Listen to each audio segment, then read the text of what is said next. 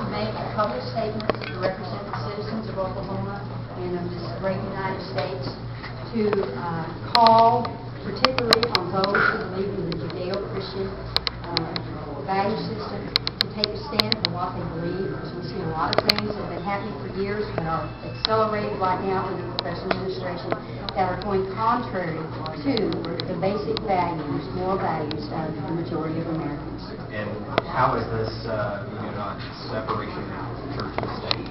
Well, our founding fathers did not want an establishment of religion. That's why they said Congress shall make no laws respecting an establishment of religion or prohibiting the free exercise thereof. Now, what we don't understand today is what establishment of religion means.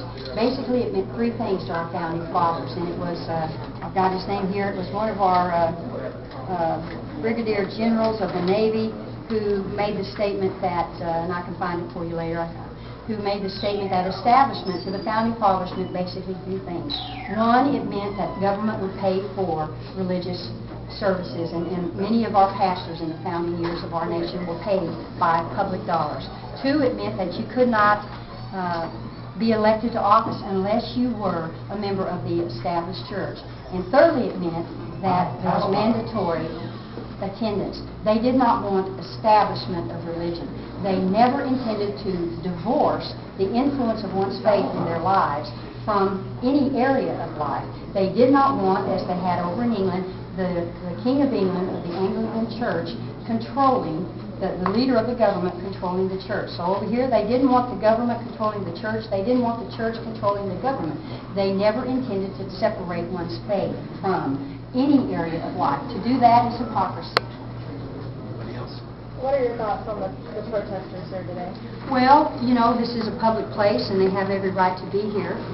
I am sorry that they did not have enough respect to give us the freedom to have our press conference. They're having theirs now, and I'm not going to go in there. I'm not going to disturb them. I'm not going to make chants. I think it shows that these people who preach tolerance do not extend tolerance, and so it just happened. Do you think that by doing this we're dividing people more than we are uniting people? I don't think so. I was just reading. Somebody hold this cup, please. I was just reading to them, and there are some statistics. Let me see if I can find them here. This isn't dividing people. This is trying to stir up the vast majority of the people. The Harris poll in 2003 found that 90% of Americans believe in God. The Fox News poll in 2004 found that 92% of people believe in God. Newsweek poll in 2007 found that 91% of people believe in God. And then the CIA.gov website's World Factbook page in 2007 reported that 80.2% of the United States population hold to a Judeo-Christian value system. What we see happening in our nation today, which is really frightening to me, is that this isn't a debate or a question of the religious right or Christian right against the left, wings. This is a question of democracy versus tyranny. Why in the world should the vast majority of Americans who hold to Judeo-Christian values be dictated to a small minority that want things like same-sex marriage and other types of behaviors like that? Those actions are being approved or legalized by the courts, not by we, the people of the United States.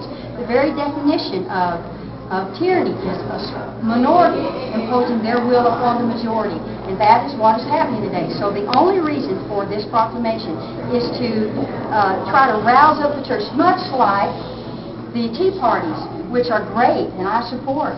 The Tea Parties are rousing up the grassroots people, saying, man, get involved. This is your government. Your government is taxing you too much, and that's immoral.